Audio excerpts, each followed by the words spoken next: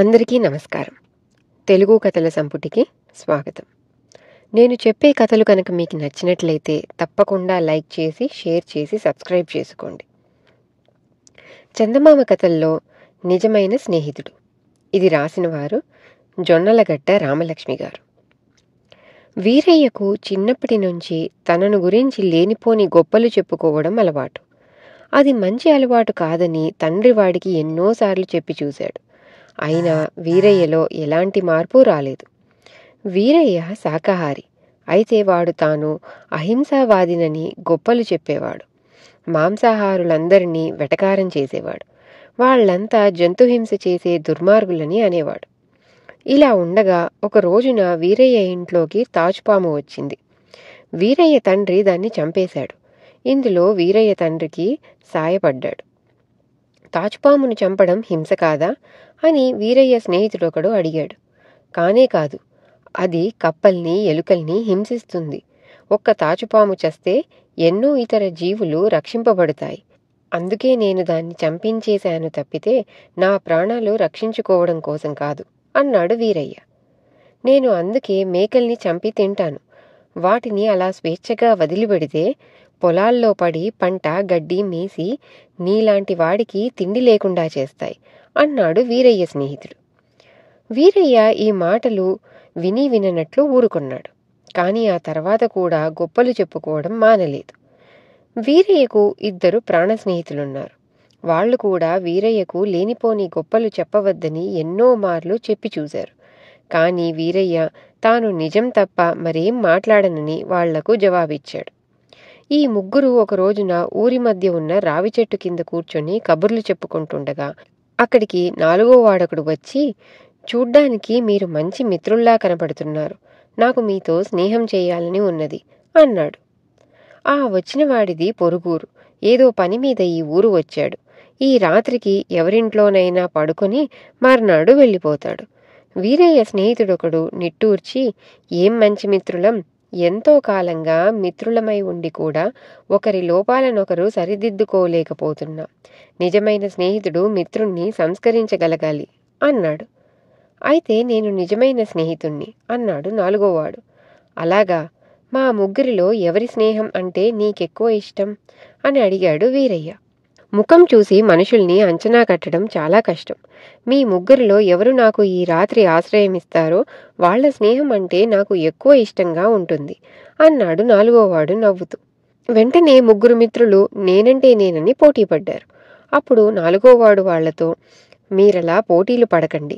నేనడిగిన ప్రశ్నకు ఎవరు నాకు నచ్చే సమాధానం చెబితే వాళ్ళింట్లో ఈ రాత్రికి పడుకుంటాను. ఎటొచ్చి మీరు అబద్ధం మాత్రం చెప్పకూడదు, నిజమే చెప్పాలి అన్నాడు. ఇందుకు మిత్రులు ముగ్గురు అంగీకరించారు. డబ్బు గురించి మీ అభిప్రాయం చెప్పండి అన్నాడు 4వ వాడు. ఈ ప్రపంచమంతా డబ్బుతోనే నడుస్తున్నది. నాకు డబ్బంటే ప్రాణం. లక్షలకు లక్షలు ఆర్జించాలని ఉంటుంది. కానీ నేను పేదవాణ్ణి అన్నాడు వీరయ్య స్నేహితుల్లో ఒకడు. నేను కూడా పేదవాణ్ణే. అయితే నాకు డబ్బు సంపాదించే మార్గాలు తెలుసు. ఎంత డబ్బు సంపాదించినా మనిషికి తృప్తి ఉండదు. అందుకే నేను అవసరానికి మించి డబ్బు సంపాదించును అన్నాడు వీరయ్య రెండో స్నేహితుడు. వీరయ్య ముఖం చిట్లించి గర్వంగా ఇలా అన్నాడు. నేను అనుకునేది నేను కాదు. నాది అనుకునేది నాది కాదు. అదృష్టం కలిసి వచ్చి డబ్బు చేరితే మనిషి అహంకారం కొద్దీ అది తనే సంపాదించాను అనుకుంటాడు. నాకు చాలా డబ్బుంది. అయితే డబ్బు మీద నాకు మమకారం లేదు. అది నాది అన్న భావం కూడా లేదు. 4వ వాడు వీరయ్యనెంతగానో మెచ్చుకొని, అందరిలోకి నీ అభిప్రాయాలే ఎంతో ఉన్నతంగా ఉన్నాయి. నేను నీ స్నేహాన్నే కోరుతున్నాను అన్నాడు. ఆ మాటలకు వీరయ్య పరవశుడైపోయి, మా అభిప్రాయాలు చెప్పాం. అసలు ఇంతకు డబ్బు గురించి నీ అభిప్రాయం ఏమిటి అని అడిగాడు. అది నీకు నేను రేపు చెబుతాను అన్నాడు 4వ వాడు. వీరయ్య వాణ్ణి తన ఇంటికి తీసుకుపోయి ఇల్లంతా చూపించి సకల మర్యాదలు చేశాడు. రాత్రికి మంచి భోజనం పెట్టి సుఖనిద్రకు చక్కని పడక ఏర్పాటు చేశాడు. వీరయ్య 4వ వాడు ఒక గదిలోనే పడుకున్నారు. తెల్లవారి లేచి చూస్తే వీరయ్యకు గదిలో 4వ వాడు కనిపించలేదు. తనకంటే ముందు లేచి పెరట్లో బావి దగ్గర స్నానం చేస్తున్నాడేమో అని వీరయ్య అక్కడికి వెళ్ళి చూశాడు. తరువాత ఇంట్లో అందర్నీ అడిగాడు. ఎవరూ వాణ్ణి చూడలేదన్నారు. అంటే నాలుగోవాడు ఎప్పుడో ఒక రాత్రివేళ లేచి తనకు చెప్పకుండా వెళ్ళిపోయాడన్నమాట. ఈ అనుమానం రాగానే వీరయ్య గుండె గుబగుబలాడింది. వాడు దొంగేమో అన్న శంక కూడా కలిగింది. వెంటనే వీరయ్య తన గదిలోకి పోయి పెట్టె తెరిచి చూశాడు. అందులో ఉండవలసిన 1000 వరహాలు, బంగారు మురుగులు, గొలుసు కనిపించలేదు. కాని పెట్టెలో చీటీ ఒకటి ఉన్నది. మిత్రమా, నాకు డబ్బంటే ప్రాణం కాదు, కానీ డబ్బెంతో అవసరం. డబ్బు సంపాదించే మార్గాలు కూడా నాకెన్నో తెలుసు. అయినా నాకెవర్నీ నొప్పించడం ఇష్టముండదు. అందువల్లనే సాధారణంగా దొంగతనాలు చెయ్యను.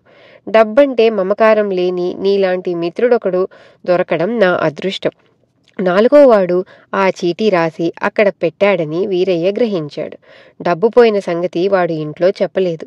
ఆ చీటీ తన మిత్రులకు చూపించి జరిగింది చెప్పి కళ్ళనీళ్లు పెట్టుకున్నాడు. నీకు నాది అన్న మమకారం లేదు కదా, పోయిన డబ్బు గురించి బాధపడకు అన్నారు వీరయ్య మిత్రులు. ఎందుకు నన్నింకా ఉడికిస్తారు? జన్మలో ఇలాంటి గొప్పలు చెప్పను అన్నాడు వీరయ్య. ఆ మాట మీదే నువ్వు నిలబడగలిగితే ఆ నాలుగోవాడు నిజంగానే నీకు మంచి మిత్రుడు. నీలోని లోపాలను క్షాళనం చేసేశాడు అన్నారు వీరయ్య మిత్రులు. మిత్రుల మాటలకు సంతోషించాలో దుఃఖపడాలో వీరయ్యకు అర్థం కాలేదు. ఇది కథ. తిరిగి ఇంకో చందమామ కథతో మళ్ళీ కలుద్దాం. అంతవరకు సెలవు.